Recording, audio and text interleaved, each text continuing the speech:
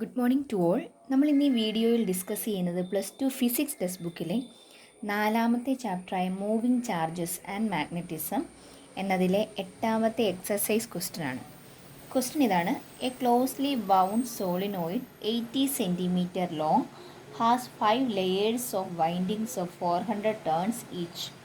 The diameter of the solenoid is 1.8 centimeter. If the current carried is 8 ampere, estimate the magnitude of B inside the solenoid near its center. ചോദിച്ചിരിക്കുന്ന ഇതാണ്: ഒരു closely bound ചെയ്തിരിക്കുന്ന ഒരു solenoid, അതിൻ്റെ length തന്നിട്ടുണ്ട്. Length L is equal to 80 centimetre is equal to 80 × 10⁻⁻² metre. അത് 5 ലെയറുകളുണ്ട്. ഓരോന്നിലും ഉള്ള നമ്പർ ഓഫ് ടേൺസ് എന്ന് പറയുന്നത് 400 ആണ്. അങ്ങനെയാണെങ്കിൽ ടോട്ടൽ നമ്പർ ഓഫ് ടേൺസ് എന്ന് പറയുമ്പം 400 × 5 എന്ന് എഴുതാം. The diameter of the solenoid is 1.8 centimetre. അതിൻ്റെ ഡയമീറ്റർ തന്നിട്ടുണ്ട്. D is equal to 1.8 centimetre. Centimetre എന്നുള്ളതിനെ മീറ്ററിലേക്ക് ആക്കുമ്പോൾ 1.8 × 10⁻⁻² മീറ്റർ എന്ന് കൊടുക്കാം. -2 മീറ്റർ. ഇനി പിന്നീട് ചോദിച്ചിരിക്കുന്നത് എന്താണ്? If the current carried is 8 ampere. കടന്നു പോകുന്ന കറണ്ട് തന്നിട്ടുണ്ട്. I is equal to 8 ampere.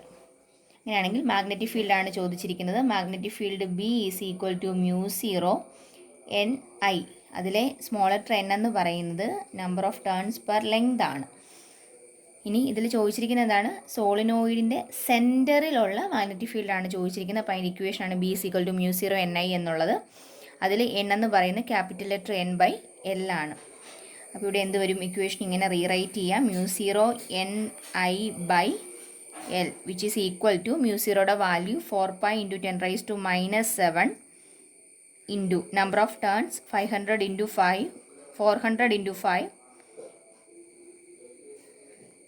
Into current 8 ampere 8 divided by length 80 centimetre 80 × 10⁻⁻² എന്ന് കൊടുക്കാം. ഇനി ഇതിൽ നിന്നും 4ഉം 80യും കൂടെ വെട്ടിക്കഴിയുമ്പോൾ 20. ഈ 0യും 0യും കട്ട് ചെയ്ത് പോയി. ഇവിടെ 20 എന്ന് കിട്ടി. Final answer is equal to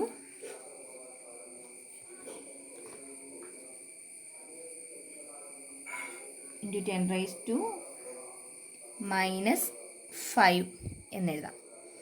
ഇനി ഇതിനെ വേണേൽ എങ്ങനെ മാറ്റി എഴുതാം? 2.5 × 10⁻⁻² എന്ന് കൊടുക്കാം.